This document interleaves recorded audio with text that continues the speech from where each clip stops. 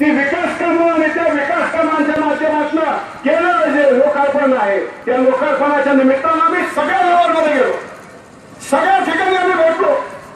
लोकांच्या मनामध्ये असणारी जी उत्स्फूर्तता होती ती त्याच वेळेस आम्ही अनुभवत होतो. पण ती जी उत्स्फूर्त भावना होती ती भावना बोलायची कुणाकडे.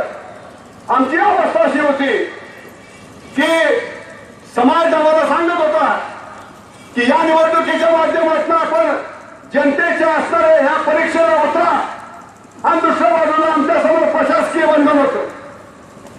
साहेब महाराष्ट्र प्रदेश काँग्रेस कमिटीचे माजी अध्यक्ष, काँग्रेस वर्किंग कमिटीचे सदस्य आणि महाराष्ट्र विधान परिषदेचे सभापती, दुसऱ्या बाजूला रणजित कदम साहेब आणि मी व्यक्तिगत माझ्या आयुष्यावर मी माझी काही तत्व जी ठेवलेली आहेत त्यामध्ये मी एक मात्र मनामध्ये जो निर्धार केलेला आहे तो म्हणजे मी काँग्रेस हा पक्षावरती आयुष्यभर प्रेम करत राहणार. मला पद मिळो, मला पद न मिळो, मी सदैव काँग्रेस हा पक्षाचा जो विचार आहे तो विचार घेऊनच पुढे जाणार.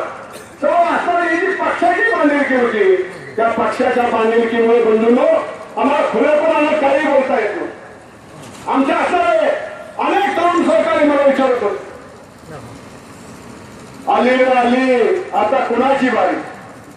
मला वाटतंय आजच्या आपल्या ह्या असणाऱ्या शिराळा विधानसभा मतदारसंघाच्या एकंदरीत आपल्या या अर्ज भरण्याच्या कार्यक्रमाच्या निमित्तानं उपस्थित असलेले हे जे तरुण आहेत या तरुणांनी एक मनामध्ये निर्धार केलेला आहे. शिराळा विधानसभा मतदारसंघाच्या काँग्रेस या पक्षाच्या कार्यकर्त्यांनी त्या सिंगम पिक्चर मध्ये जसं सांगितलेलं आहे, आता आता माझी सटकली, आता कोणत्याही परिस्थितीत यावेळेस आली अशा पद्धतीने असणारा जो आशावादी आणि नेत्याने सहकार्यानं निर्माण केला. प्रतिकूल परिस्थिती होती. कदम साहेब आमच्या समोर अशा पद्धतीची अवस्था होती की 25 तारखेला अमृतसर होता. आमचे ज्योती भास्कर आहेत, प्रतापराव भाऊ, ते म्हणले की बाबा आपण काय करायचं. मी साहेबांना फोन केला. साहेब म्हणले की आपण पक्षावरती प्रेम करणारे कार्यकर्ते आहोत, पक्षानं अजूनपर्यंत कुठलाही निर्णय घेतलेला नाही.